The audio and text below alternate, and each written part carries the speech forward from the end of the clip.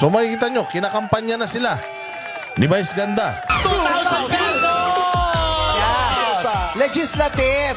Yan yung branch ng Kongreso at saka ng Senado, di ba? Ang trabaho talaga nila ay gumawa ng batas. Kaya dapat ang iboboto natin sa Kongreso at Senado ay yung gagawa ng batas, yung may alam na gawing batas at may planong gumawa ng batas. Dahil ang Kongreso at Senado, ang ginagawa po niya talaga ay gumagawa ng batas, hindi nagbibigay ng ayuda.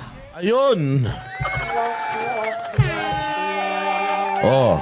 Ang sabi ni Vice, ang mga senador at saka mga congressman ang dapat gumagawa ng batas. Kaya pag nag-boto kayo ng mga Pilipino, pag bumoto kayo ngayon, make sure na gumagawa ng batas, hindi nagbibigay lang ng ayuda. Sino nagbibigay ng ayuda?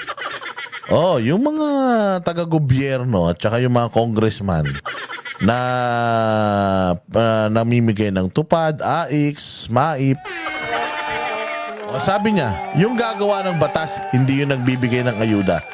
Sino ang hindi nagbibigay ng ayuda na mga kandidato? PDP Laban. Salamat, Vice Ganda, sa pag-promote mo sa PDP Laban. Ulitin natin ano ang sinabi ni Vice Ganda? Ng Senado, di ba? Ang trabaho talaga nila ay gumawa ng batas. Kaya dapat ang iboboto natin sa Kongreso at Senado ay yung gagawa ng batas, yung may alam na gawing batas at may planong gumawa ng batas. Dahil ang Kongreso at Senado, ang ginagawa po niya talaga ay gumagawa ng batas, hindi nagbibigay ng ayuda. Yan, palakpakan. Ipinromote niya si Pastor Apollo Kibuloy. Papaano? Indirectly. Pinromote niya, sabi niya, kailangan yung gagawa ng batas at gumagawa ng batas. Alam niyo ba, si Pastor Apollo Kibuloy may 70 batas nang ginawa. Naka-ready na yung kanyang panukalang batas. 70 yan. Pagdating niya sa Senado, ipupush na lang niya yan. Tapos na yan. Nagawa niya na.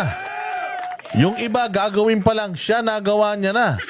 Hindi namimigay ng ayuda. Kaya maraming salamat, Vice, sa pag-promote mo sa PDP Laban.